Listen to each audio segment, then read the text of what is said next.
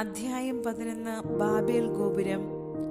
ഭൂമിയിൽ ഒരു ഭാഷയും ഒരു സംസാര രീതിയും മാത്രമേ ഉണ്ടായിരുന്നുള്ളൂ. കിഴക്ക് നിന്ന് വന്നവർ ഷീനാറിൽ ഒരു സമതല പ്രദേശം കണ്ടെത്തി അവിടെ പാർപ്പുറപ്പിച്ചു. നമുക്ക് ഇഷ്ടികയുണ്ടാക്കി ചുട്ടെടുക്കാമെന്ന് അവർ പറഞ്ഞു. അങ്ങനെ കല്ലിന് പകരം ഇഷ്ടികയും കുമ്മായത്തിനു പകരം കളിമണ്ണും അവർ ഉപയോഗിച്ചു.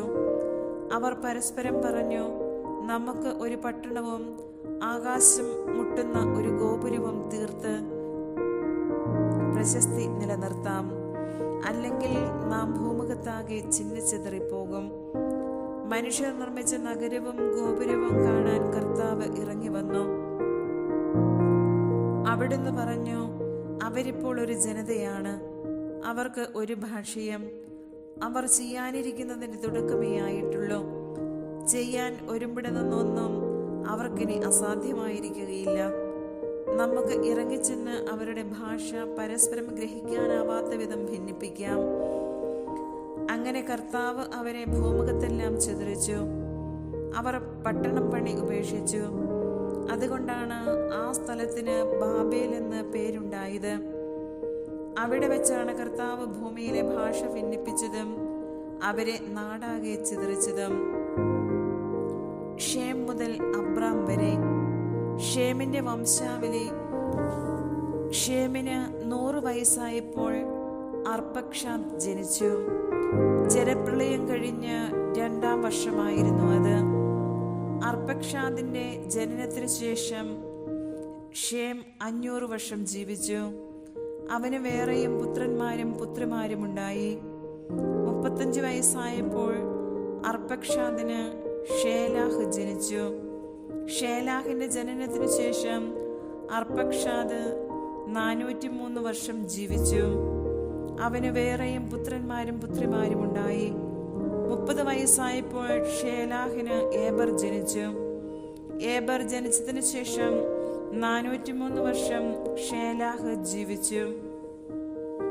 അവന് വേറെയും പുത്രന്മാരും പുത്രിമാരും ഉണ്ടായി. 34 വയസ്സായപ്പോൾ ഏബറിന് പേലഗ് ജനിച്ചു. പേലഗിന്റെ ജനനത്തിനു ശേഷം ഏബർ 430 വർഷം ജീവിച്ചു.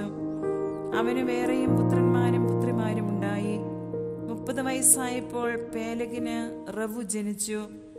റവുവിന്റെ ജനനത്തിനു ശേഷം പേലഗ് 280 വർഷം ജീവിച്ചു. അവന് വേറെയും പുത്രന്മാരും പുത്രിമാരും ഉണ്ടായി. 32 വയസ്സായപ്പോൾ റവുവിന് സെരൂഗ് ജനിച്ചു. സെരൂഗിന്റെ ജനനത്തിനു ശേഷം റവു 207 വർഷം ജീവിച്ചു. അവന് വേറെയും പുത്രന്മാരും പുത്രിമാരും ഉണ്ടായി. 30-ാം വയസ്സായപ്പോൾ സെരൂഗിന് നാഹോർ ജനിച്ചു. നാഹോറിന്റെ ജനനത്തിനു ശേഷം സെരൂഗ് 200 വർഷം ജീവിച്ചു. അവന് വേറെയും പുത്രന്മാരും പുത്രിമാരും ഉണ്ടായി. 29 വയസ്സായപ്പോൾ നാഹോറിന് തേരാഹ് ജനിച്ചു. തേരാഹിന്റെ ജനനത്തിനു ശേഷം നാഹോർ 119 വർഷം ജീവിച്ചു. അവന് വേറെയും പുത്രന്മാരും പുത്രിമാരും ഉണ്ടായി. 70 വയസ്സെത്തിയതിനു ശേഷം തേരാഹിന് അബ്രാം, നാഹോർ, ഹാരാൻ എന്നീ പുത്രന്മാർ ജനിച്ചു. തേരാഹിന്റെ പിന്മുറക്കാർ ഇവരാണ്. തേരാഹിന്റെ പുത്രന്മാരാണ് അബ്രാമും നാഹോറും ഹാരാനും. ഹാരാന്റെ പുത്രനാണ് ലോത്ത്. തന്റെ പിതാവായ തേരാഹ് മരിക്കുന്നതിന് മുമ്പ് ഹാരാൻ ജന്മനാടായ കൽദായരുടെ ഊറിൽ വെച്ച് ചരമമടഞ്ഞു. അബ്രാമും നാഹോറും വിവാഹം കഴിച്ചു. അബ്രാമിന്റെ ഭാര്യയുടെ പേര് സാറായി. നാഹോറിന്റെ ഭാര്യയുടെ പേര് മിൽക്ക. അവൾ മിൽക്കായുടെയും ഇസ്കയുടെയും പിതാവായ ഹാരാന്റെ മകളാണ്. സാറായി വന്ധ്യയായിരുന്നു. അവൾക്ക് മക്കളുണ്ടായില്ല. തേരാഹ് കൽദായയുടെ ഊറിൽ നിന്ന് കാനാൻ ദേശത്തേക്ക് യാത്ര പുറപ്പെട്ടു. മകൻ അബ്രാമിനെയും പേരക്കിടാവും ഹാരാന്റെ മകനുമായ ലോത്തിനെയും അബ്രാമിന്റെ ഭാര്യയും തന്റെ മരുമകളുമായ സാറായിയെയും അവൻ കൂടെ കൊണ്ടുപോയി. അവർ ഹാരാനിലെത്തി അവിടെ വാസമുറപ്പിച്ചു.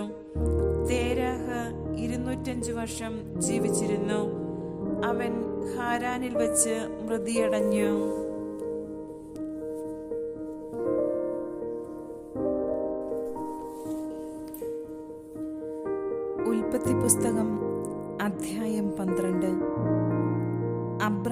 വിളിക്കുന്നു.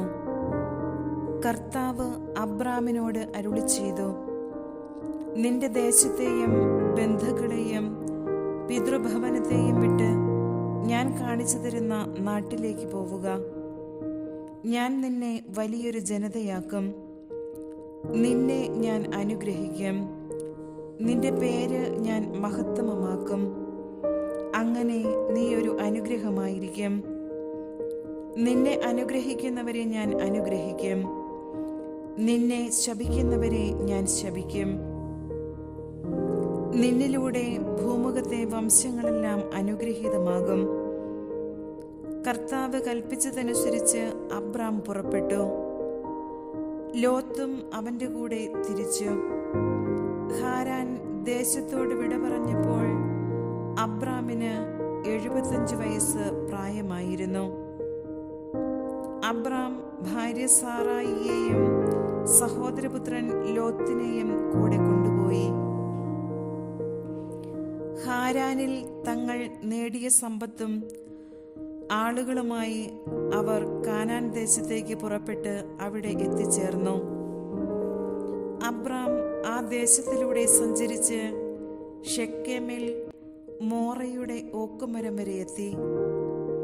അക്കാലത്ത് കാനാൻകാർ അവിടെ പാർത്തിരുന്നു.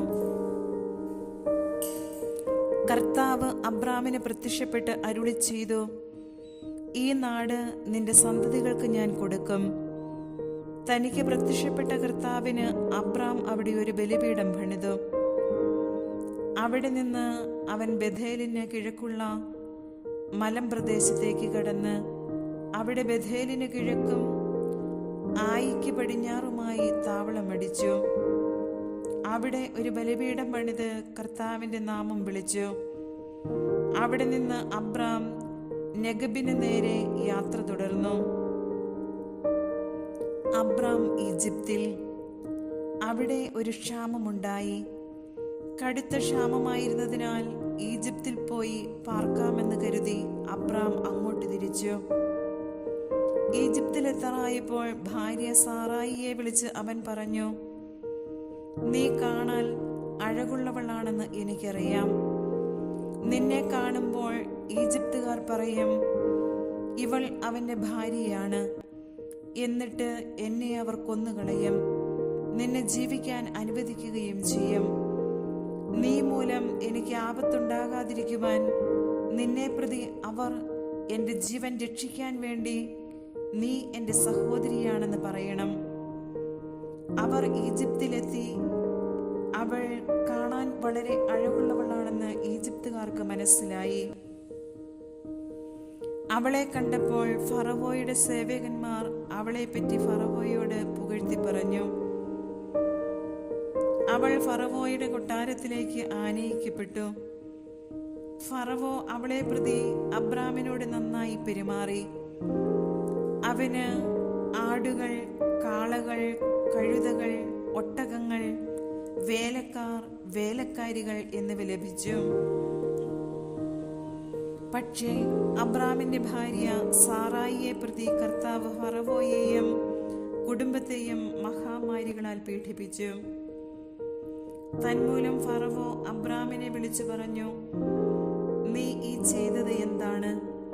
അവൾ നിന്റെ ഭാര്യയാണെന്ന് എന്നോട് പറയാതിരുന്നത് എന്തുകൊണ്ട്? അവൾ സഹോദരിയാണ് എന്ന് നീ പറഞ്ഞതെന്തിന്? അതുകൊണ്ടല്ലേ ഞാൻ അവളെ ഭാര്യയായി സ്വീകരിച്ചത്. ഇതാ നിന്റെ ഭാര്യ, അവളെയും കൊണ്ട് സ്ഥലം വിടുക. ഫറവോ തന്റെ ആൾക്കാർക്ക് അബ്രാമിനെ കുറിച്ച് കൽപ്പന കൊടുത്തു.